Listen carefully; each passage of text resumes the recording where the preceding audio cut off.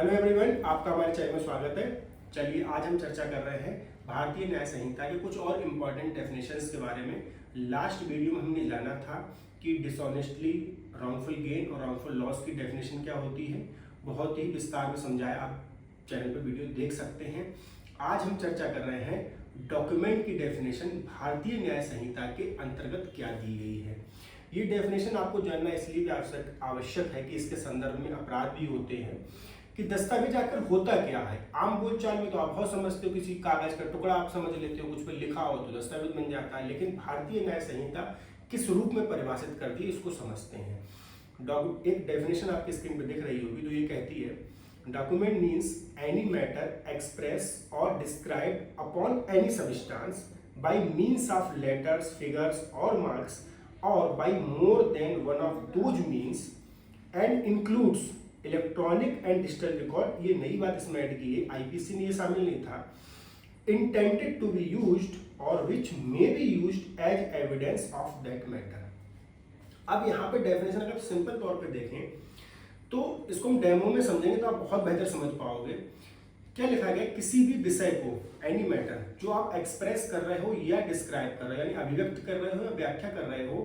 किसी भी सबस्टांस पर, एनी सबस्टांस। अब यहाँ स्पेसिफाई नहीं किया। आप आम बोलचाल में आम समझते क्या है, सपोज अब ये डॉक्यूमेंट है, ये जैसे मान लीजिए कि ये वेयर एक्ट है, तो ये पेज है, ये सबस्टांस यानी पदार्थ है। अब इस पर आपने कुछ भी लिखा, बाई क्या लिखा गया है, आपने कुछ भी अभी डिस्क्राइब किया,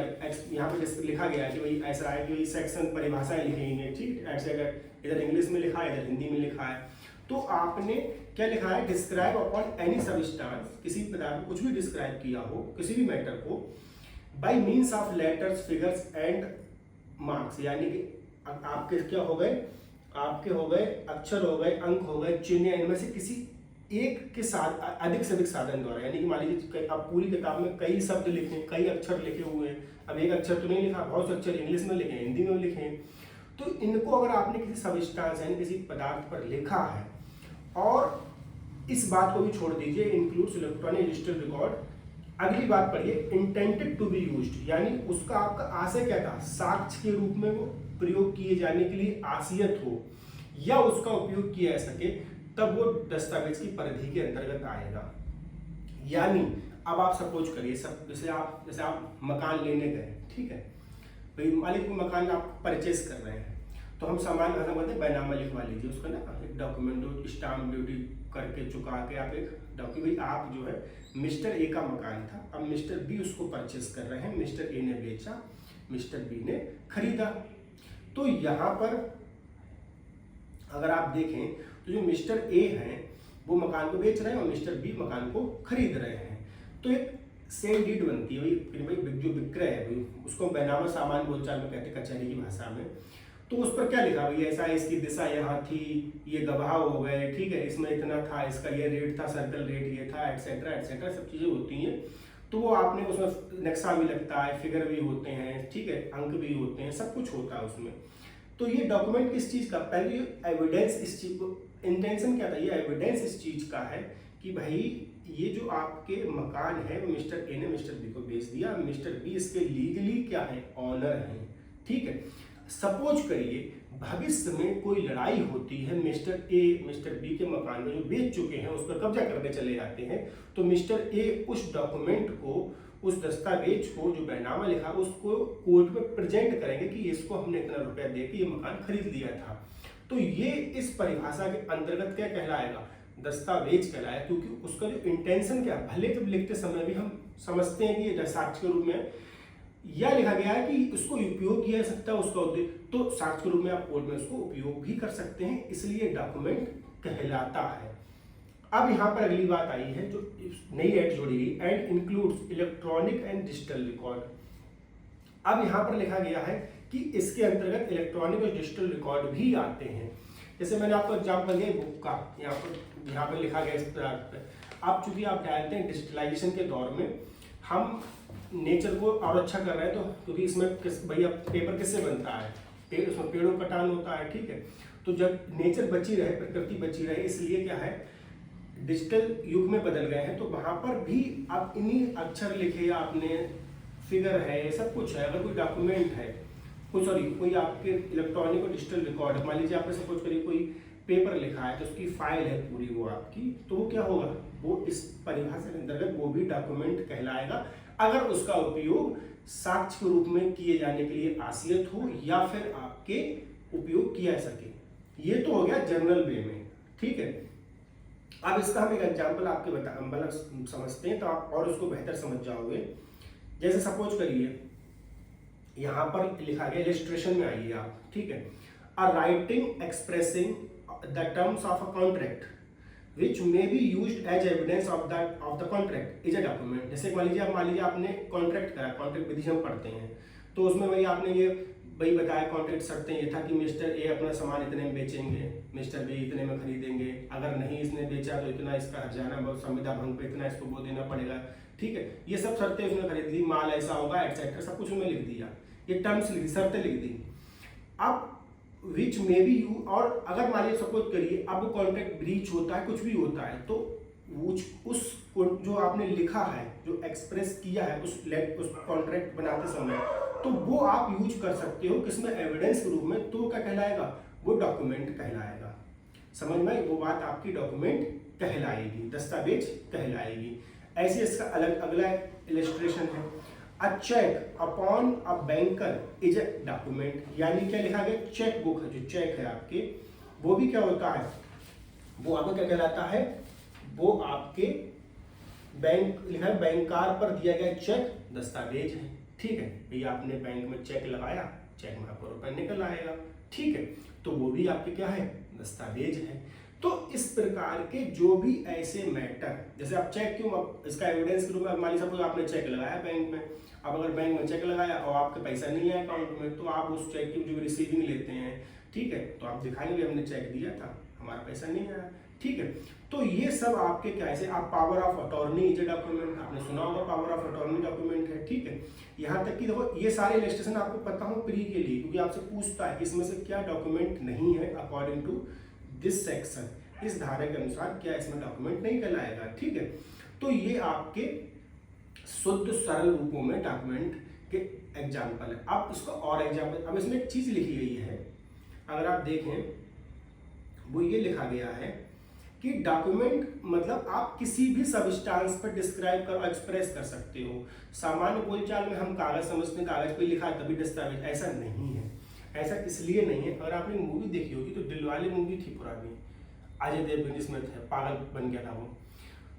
तो उसने जेल की दीवार पर किसी को मर्डर करते हुए मारते हुए देखा था, जो विलेन था उस मूवी में, तो उसने चाकू से मारते हुए उसको देखा था,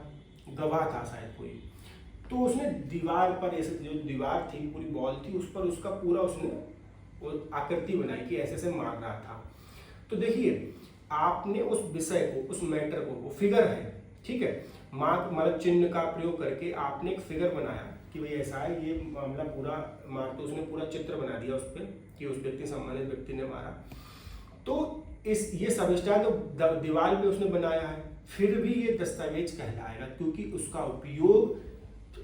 एविडेंस के रूप में किया जा सकता है। तो ये जरूरी नहीं है कि आप उस चीज को कागज पर ही उकेरें या कागज पर ही लिखें, कागज पर ही एक्सप्रेस करें। जैसे हमने कॉन्ट्रैक्ट शर्तें पढ़ी तो हमने उसमें लिख लिया, अब इसी देखो इसको, तो अब आज के ज़माने में कॉन्ट्रैक्ट की शर्त, जो टर्म्स ऑफ कॉन्ट्रैक्ट बनता है उसकी ई कॉन्ट्रैक्ट भी बन जाती, ई कॉन्ट्रैक्ट बनते हैं। मान लीजिए आपने इलेक्ट्रॉनिक फॉर्म में कि आपकी पूरी एक वर्ड फाइल आ जाएगी, पीडीएफ में, वर्ड में जो भी फाइल होगी उसमें सारी शर्तें आपके पास आ जाएगी, ये शर्तें हैं, आप उसको ऑनलाइन टिक कर दीजिए, आपका कॉन्ट्रैक्ट साइन हो जाता है। तो भविष्य में उस फाइल को, क्योंकि वो इलेक्ट्रॉनिक रूप में है, डिजिटल रिकॉर्ड के रूप में, उसको भी आप एज ए डॉक्यूमेंट माना जाएगा इस परिभाषा के अंतर्गत, क्योंकि उसका प्रयोग एज एविडेंस हो सकता है। जैसे शर्तों को एक कागज पर लिख के किया जा सकता है, ठीक वैसे ही। अब इसमें कुछ और इलस्ट्रेशन है, जैसे मान लीजिए आपके मैप और प्लान, वो भी आपके इसके अंतर्गत आएगा, ठीक है। जैसे सपोज करिए एक बहुत बड़ा प्रोजेक्ट है किसी भी कॉलोनी का, किसी भी पुल का, ब्रिज का, उसका भी पहले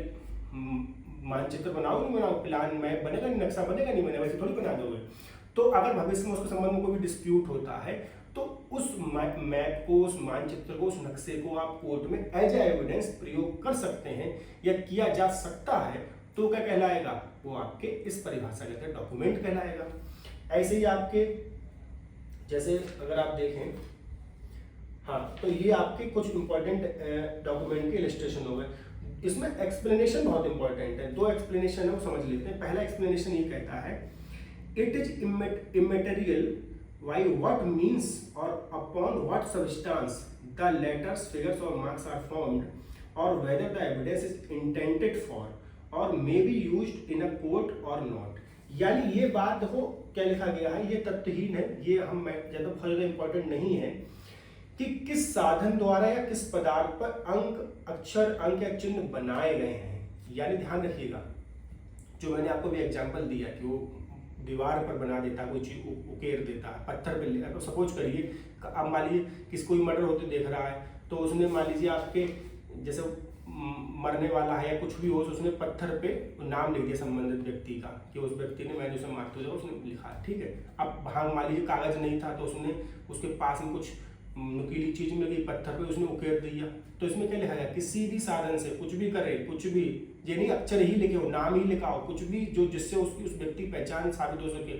कुछ भी लिख सकता है। तो ऐसी स्थिति में क्या होगा, वो चीज भी आपके इसके अंतर्गत क्या कहलाएगी, आपके डॉक्यूमेंट कहलाएगी। और एक बात और ऐड की गई है, या यह है कि साक्ष्य किसी न्यायालय के लिए आश्रित है या नहीं, या उसमें उपयोग किया सकता है। और ये बात भी इंपॉर्टेंट नहीं है कि वो किस कोर्ट के लिए लिख रहा है कि वो साक्ष्य के रूप में प्रयोग किया जाएगा ही या नहीं किया जाएगा। सपोज करिए हम ऐसे समझते हैं इसको, अब फोटोग्राफ है, ठीक है, हमारे यहाँ पे कोई फोटोग्राफ ने, हम लोग सब खींचते हैं फोटोग्राफ आपस में, अब आपने उसकी स्मृति के रूप में, सपोज करिए मिस्टर ए और मिस्टर बी गर्लफ्रेंड बॉयफ्रेंड है, ठीक है। अब जो अभी एक नया सेक्शन ऐड हुआ है, सेक्शन 69 IBNS में, वो ये कहता है कि अगर शादी का झूठा वादा किया और आप उसके साथ फिजिकल होते हैं, रिलेशन बनाते हैं, तो आप उसमें लायबल होंगे। अब मिस्टर बी जो है वो मतलब जो बॉयफ्रेंड है वो उसे मिस ए के लिए धोखे में रखते हो, सब उसके साथ मतलब जो भी फिजिकल रिलेशन बनते हैं एटसेट्रा एटसेट्रा हो रहा है। बाद में क्या वो मुकर जाता है, मतलब जब वो शादी से मुकर गया तो उसका जब केस दर्ज होता है तो कहता है मैंने तो लड़की को देखा ही नहीं कभी, वो कहते मेरी कोई बात ही नहीं हुई। तो जो फोटो, अब मान सपोज की लड़की के पास वो फोटोग्राफ्स थे, वो चैट थी, वो सब कुछ आपके,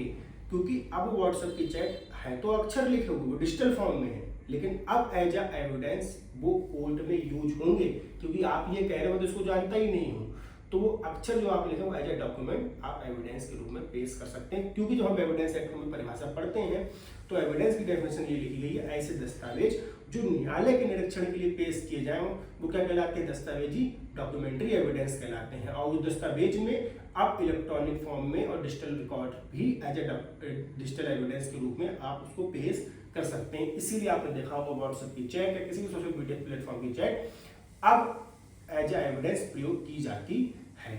तो ये आपके फर्स्ट एक्सप्लेनेशन हो गया, ठीक है। अब इसके बाद देखें सेकंड एक्सप्लेनेशन ये लिखा गया है,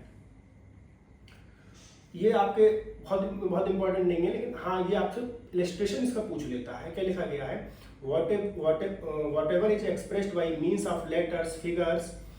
or marks as explained by mercantile or other uses shall be deemed to be expressed by such letters, figures or marks within the meaning of this section, although the same may not be actually expressed। यानी इसमें ये लिखा गया, सरल रूप में हम समझा दे रहे हैं इसको आपको, कि अगर मान लीजिए सपोज करिए कोई भी चीज आपके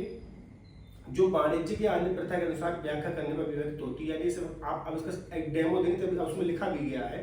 जैसे बिल आप जो आपके लिखा गया है, A writes his name on back of bill of exchange payable. जैसे आप कभी चेक जमा करने आएंगे तो उसके पीछे क्या होता है, आप लिखवाते ना अपना साइन कर दीजिए, अपना नाम लिख दीजिए। तो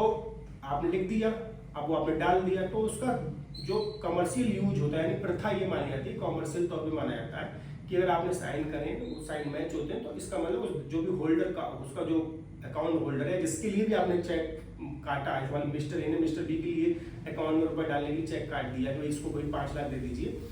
तो ये माना जाता है कि आपने ये साइन अगर पीछे एंडोर्स्ड कर दिया है, प्रष्टांकन कर दिया है, साइन कर दिया है, तो ये माना जाता है कि हाँ आप भाई उसको पे करना चाहते हैं, भले आपने उसको पे ना किया हो, मतलब वो स्पष्ट ना लिखा हो कि मिस्टर ए, ये ना लिखा हो कि मिस्टर बी को पे करिए, वो साइन ही आपके इस बात का प्रूफ मान लिया जाता है। तो यही वाली ये एक्चुअली एक्सप्रेस करना इसमें आवश्यक नहीं है, यही इसका इलस्ट्रेशन भी है, वो आप पढ़ सकते हैं। आई होप आपको वीडियो समझ में आई हो। अगर वीडियो समझ में आई हो तो चैनल को सब्सक्राइब करें, वीडियो को शेयर करें और